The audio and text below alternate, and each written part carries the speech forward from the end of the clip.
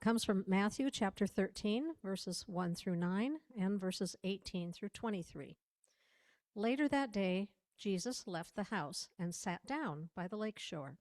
Such great crowds gathered that he went and took a seat in a boat, while the crowd stood along the shore. He addressed them at length in parables.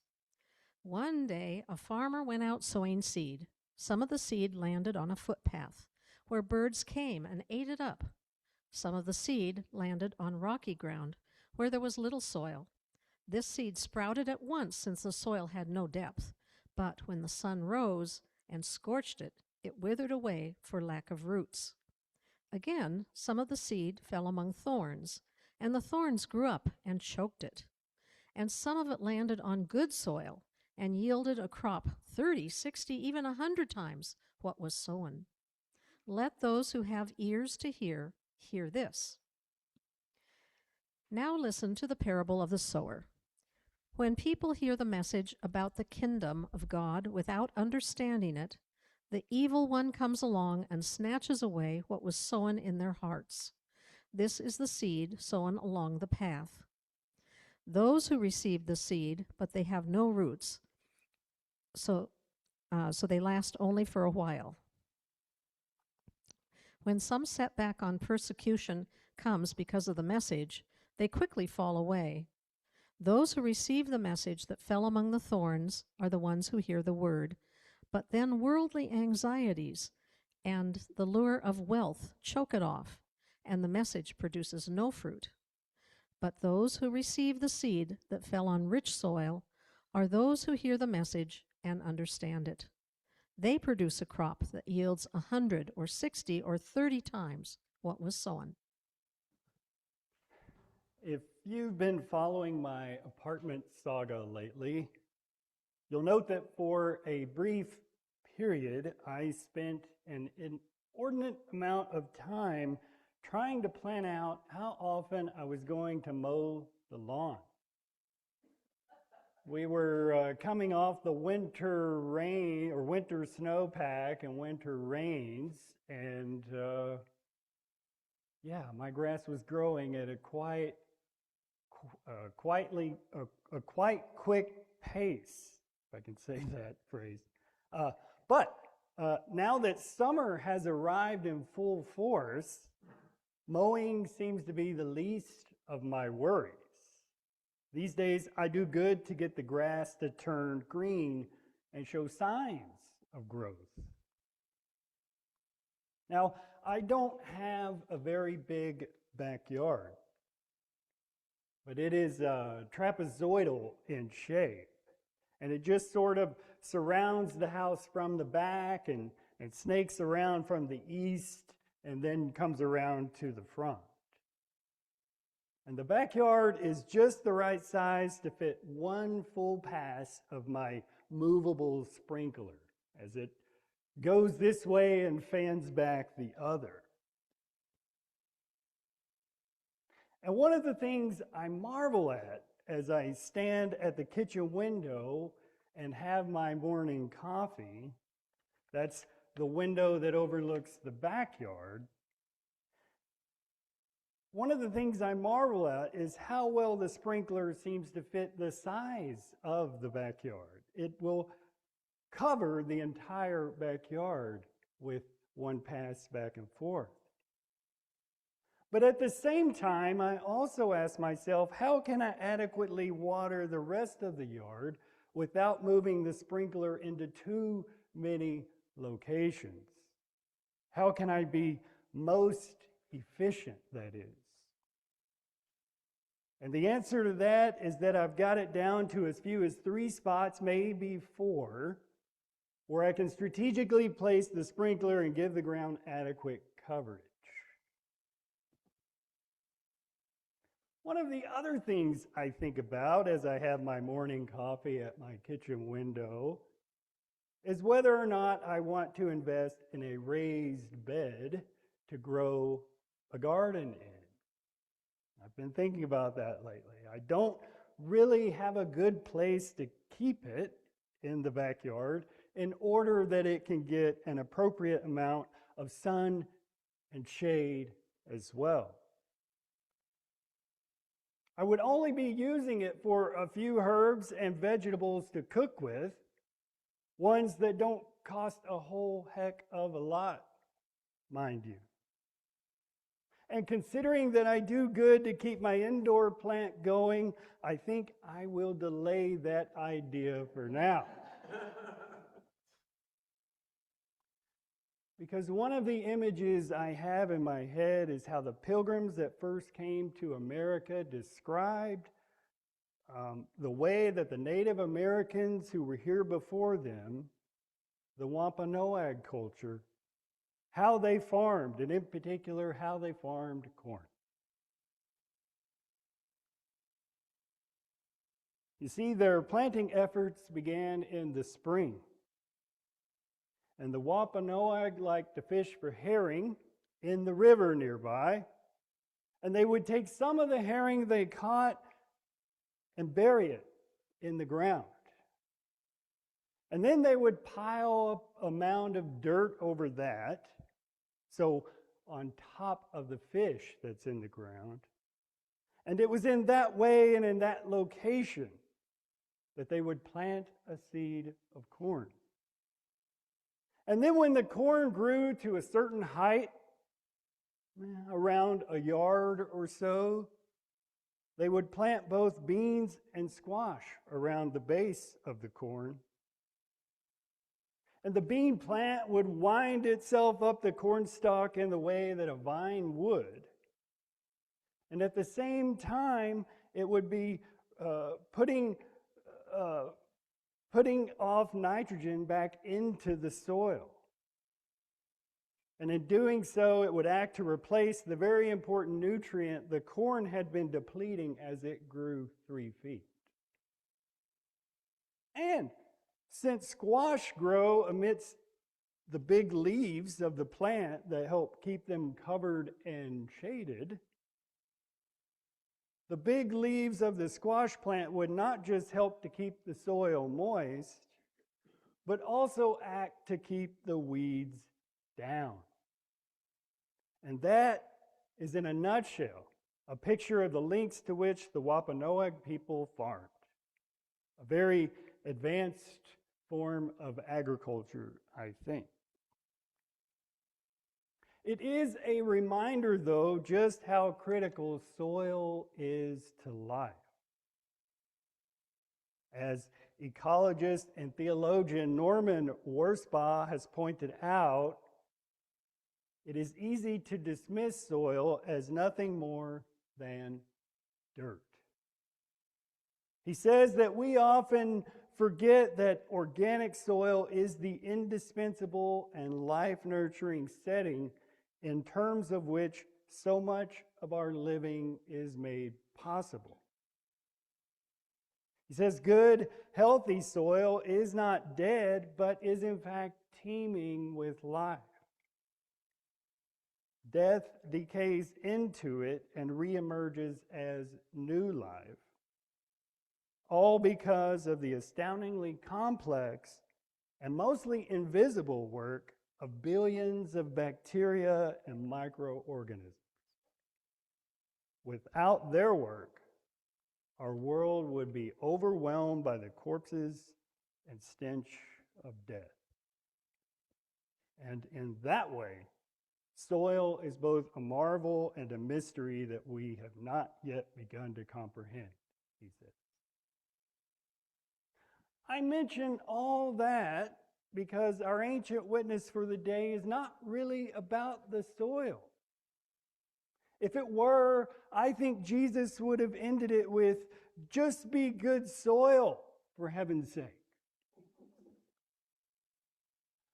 For my taste, at least, to make it about the soil is to worry and fear about what kind of ground that I am currently standing on with God. How many birds are in my field? Are there any rocks that I can see? Hopefully no boulders are lurking beneath the surface. There might be a few thorns, though, I suppose. I do like a rose bush. Well, maybe then I'm not good soil, which begs the question, how can I be? Thanks, Jesus, for leading me down that rabbit hole. See, there's something not quite right about that interpretation of the parable. Because if that's what it's about, then Jesus should have called it the parable of the different types of ground. And I must say that Jesus could have done us all a favor and elaborated a whole lot more on what good soil looks like. You see, parables are by definition comparison stories. And Walter Brueggemann has described them as subversive storytelling and an effort in reimagining. They are essentially a way to imagine reality differently. So I would like to propose to you that this story made perfect sense to the original hearers of the gospel. Primarily because this is a story about subsistence farming. Subsistence farming is a type of agriculture where farmers grow food primarily in order to meet the needs of the family, the farmer's family. And by definition, these types of farmers do not have the resources to survive when a catastrophe comes by way of crop failure due to pestilence, drought, or floods, to name a few.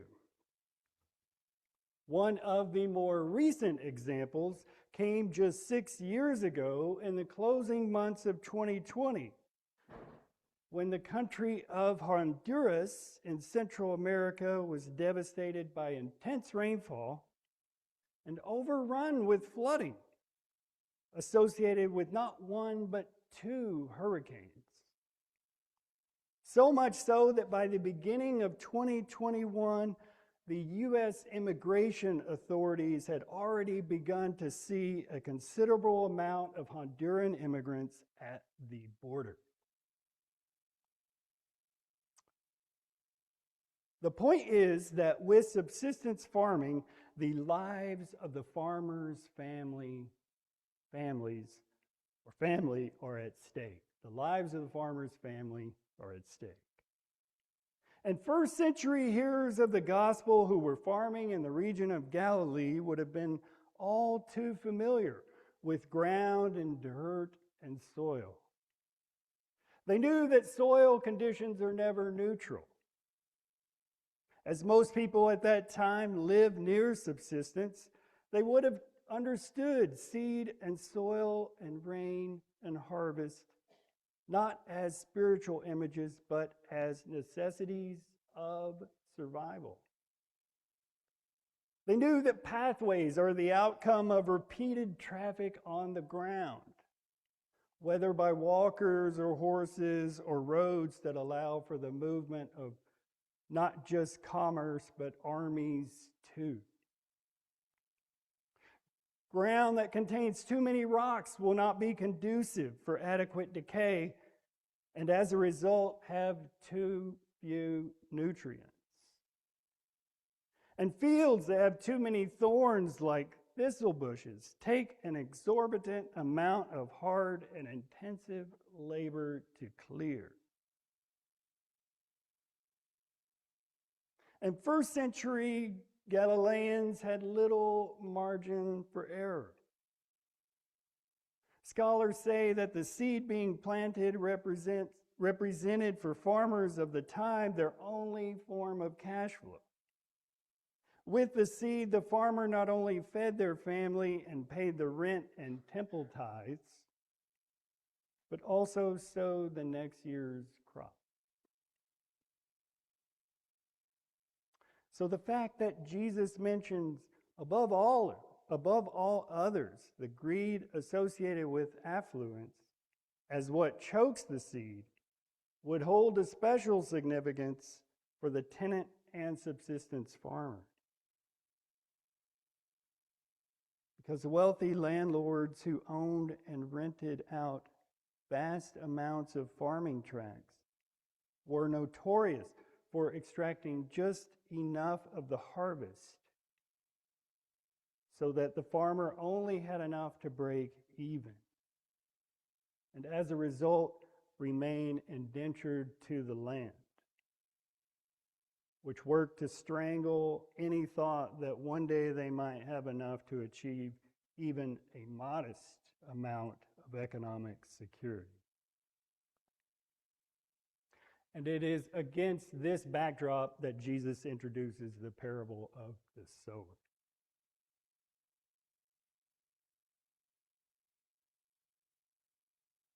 What if this parable is not about our own successes and failures, but instead about the importance of hope and trying and the extravagance of a sower who flings seed everywhere, who seems to just waste seed with hope-filled abandon, who feeds the birds, who recognizes that rocks make good pillars and cornerstones, who is able to pick their way through the thorn bushes, who marvels at the good soil but not long enough to cease the sowing, who just keeps on sowing, who is so confident that there is enough seed to go around, and who sees abundance where we tend to see scarcity. The thing about good soil and ground that is fertile is that it is soil that has been opened and protected.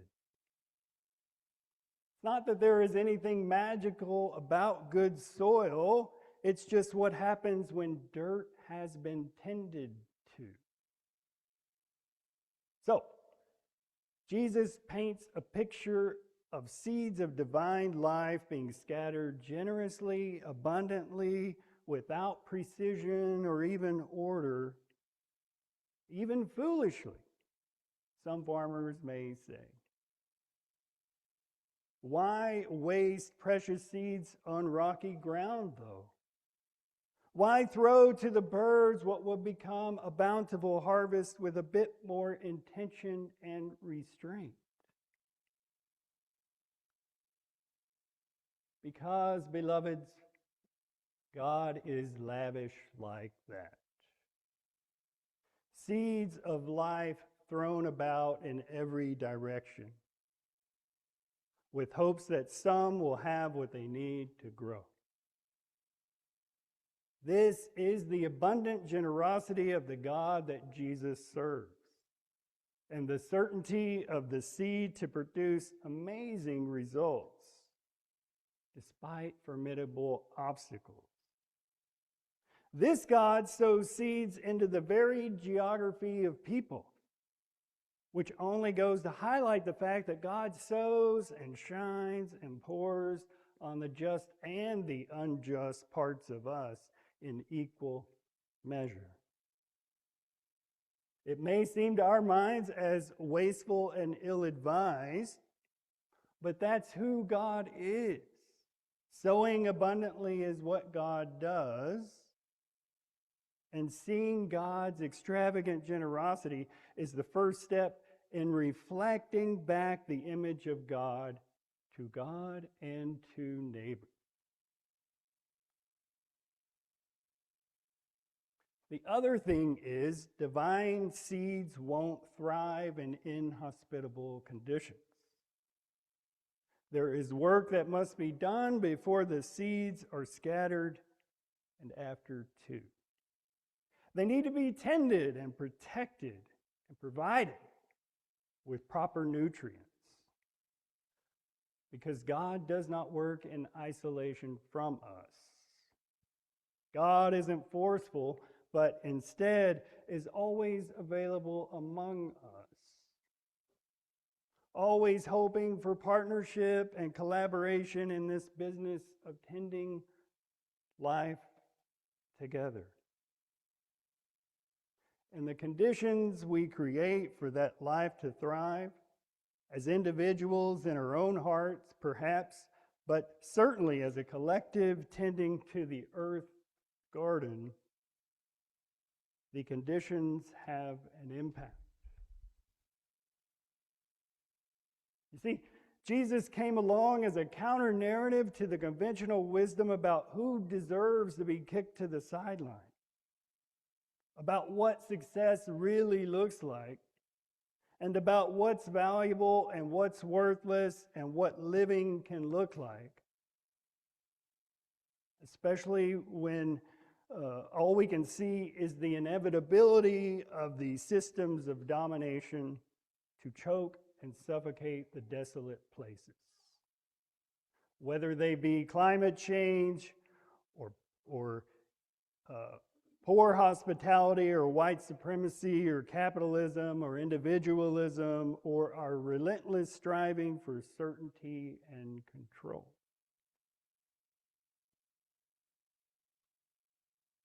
God is like a subsistence farmer who drops seed into the hard-to-reach and well-worn places. Which begs the question, will we tend to the desolate ground they fall in? Because it doesn't take much to change lives and change communities. And the lives of this farmer's family are at stake. Amen.